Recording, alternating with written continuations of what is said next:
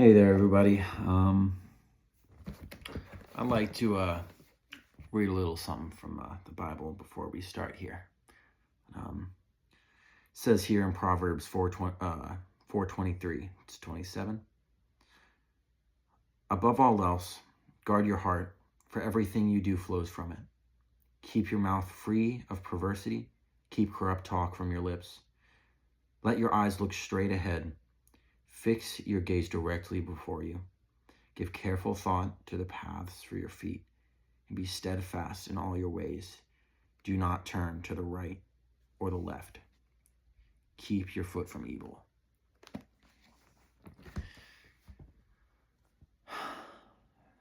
That's a hard-hitting verse, or a few verses. It's straight from Proverbs, a book about wisdom that will never lead you astray. Now, how does that relate to what I want to talk about here today? Well, if you read the title, and you see like any of the shelf behind me, I'm into anime. I have been for a couple years now. I don't know if it was a phase. It seems to be dying down a little bit, but either way, I want to talk about it because I think it's got a very unique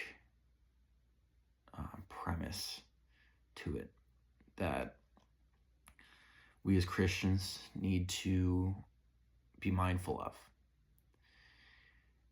And I'll start at the beginning of my story. And that's when I watched this movie called Your Name. It was recommended on YouTube. I was curious about anime, especially when this guy said such great things about it. I, at first, was, before this point, I was like, bro, anime is weird. Their voices are so high-pitched. Their eyeballs are massive. So I made such a 180-degree turn when I watched this movie. I don't know if it still stays there today, but for a while it was my favorite movie of all time. I must have watched it like 7 times in the past 2 years. And still one of my favorite, no doubt. Just to show you how much I love it, I bought all the little manga versions, which are little comics and stuff like that. I have a vinyl of the soundtrack. Got the Blu-ray, all that stuff. I liked this movie. And the music. The music practically got me to learn piano. It's a beautiful movie. Once I watched it, I kept going on to different shows, movies, eventually started reading the manga, the comic things that I just showed you. And I fell in love with it. This was at the beginning of summer vacation, so I had plenty of time. And as time went on, I began to realize that there's real perverse stuff in some of this. It gets pretty sexual. I won't sugarcoat it. It depends where you are. At some points it can be non-existent, and at some points it can get beyond weird. It depends where you look, but if you look, seek, and you shall find. So I keep going down this road, and I'm a Christian. You should know that about me. I want to be a pastor. So I had to come to terms with this. I still believe this today. I still believe that anime and the Japanese culture as a whole have a great understanding for beauty and a great appreciation of it. And I think that we can get a lot from that, but I think that it's an ultimately broken culture. I'm not trying to beat down. I'm not trying to be condescending. I think a lot of people in that culture would agree with you. I've done my research to an extent. I was trying to learn the language for a while because for a while, I was like, hey, you know what? Maybe I can spread the gospel over there. Because, like I'm saying, they have this appreciation for beauty. And I feel like if we can just marry that to the gospel, to Jesus, to God, how beautiful would that be? But the fact is, Japan's one of the most atheist countries in the world. And if you ask me, I don't think it's any coincidence that it's one of the most depressed, has one of the highest suicide rates.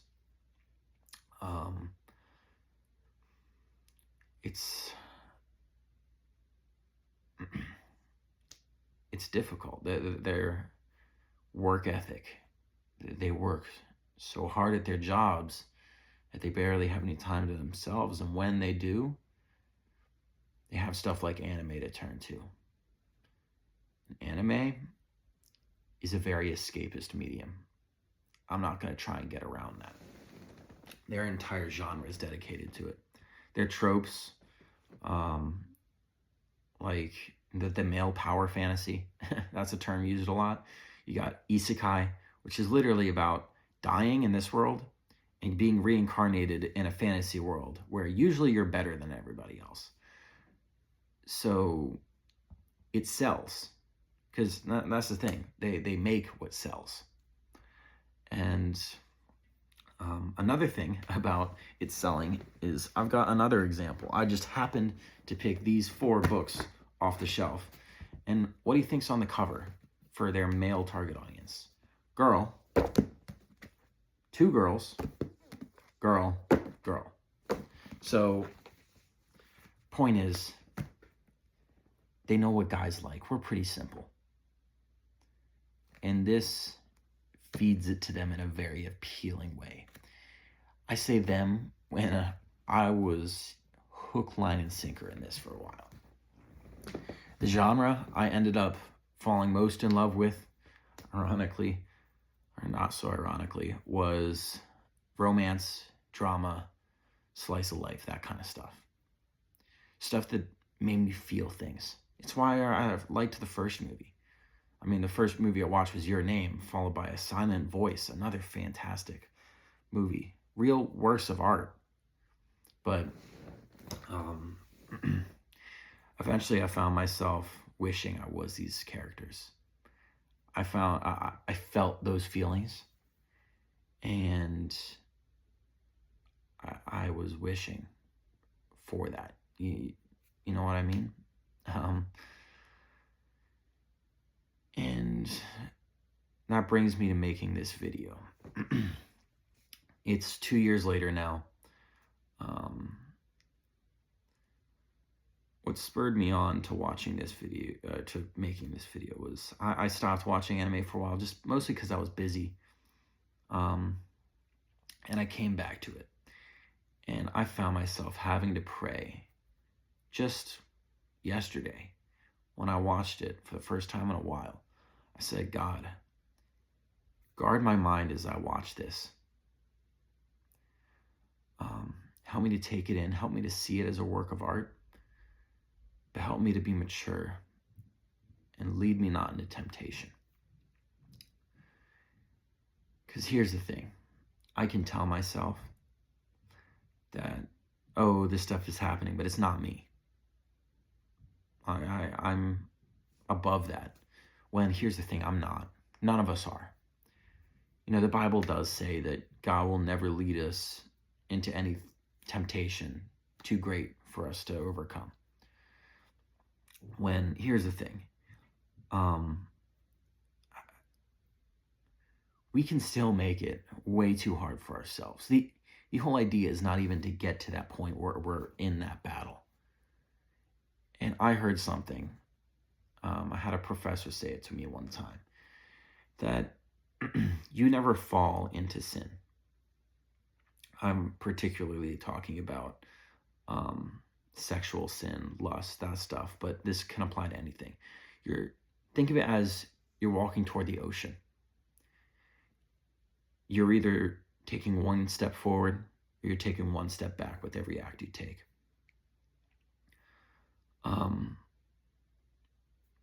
So eventually you're going to step out in the ocean and you're going to drown, you know? So what I urge everybody watching this video to consider is when you put this on, if you love it as much as I do, and I mean, this could even extend to other mediums, movies, anything that has sexual content in it, think about how it's making you feel. When you see the couple finally get together at the end, what are you feeling? You'd be like, oh, that's great. That was written really well. Or you can be like, whoa, where's that in my life? And when you get that thought, there's two things you can do with it. You could say, God help me. Be my guide here. You can turn to God, or you can turn to your feelings, your emotions. When you sit in your emotions and you rely on anime to give you that little high, that's when it has a very quick and dangerous way into the deepest parts of your soul. I mean, just think about how easy it is to let your guard down when you want what you're watching. You can convince yourself of a lot of things if it's what you want. I feel like I was convincing myself for a while to try and be able to keep watching this stuff, because it's under a very sparkly lens.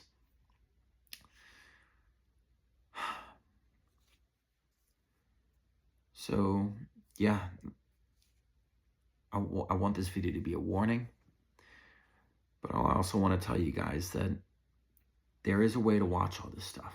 I love art, I love literature, I love storytelling. So this stuff I appreciate a lot.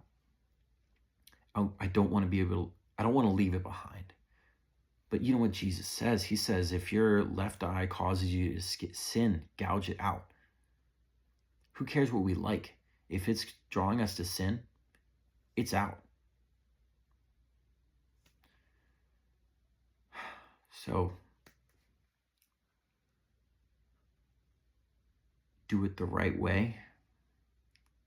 But I say that with a lot of caution, because you can think you're doing it the right way, but if you're letting it in and it's drawing you to sin, you can't. You're not above sin. Start taking those steps backwards, however you need to make sure you're out of the water.